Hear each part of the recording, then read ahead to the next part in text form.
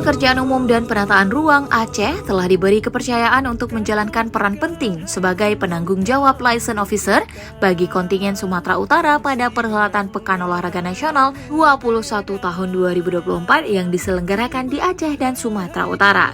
Tugas ini meliputi penyambutan para atlet dan ofisial dari berbagai cabang olahraga di Bandara Sultan Iskandar Muda, Plang Bintang, Aceh Besar.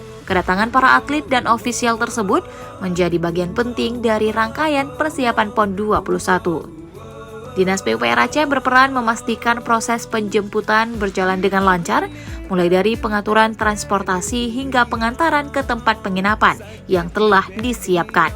Seluruh rangkaian ini dirancang dengan baik untuk memberikan kenyamanan dan kelancaran bagi para tamu, sehingga mereka dapat berfokus pada persiapan kompetisi. Sebagai tuan rumah bersama Sumatera Utara, Aceh ingin menunjukkan kesiapan dan keramah tamahan dalam menyambut para kontingen dari seluruh Indonesia. Dengan keterlibatan aktif Dinas PUPR Aceh, diharapkan acara besar ini dapat berjalan sukses dan memberikan kesan positif bagi seluruh peserta PON 21 tahun 2024.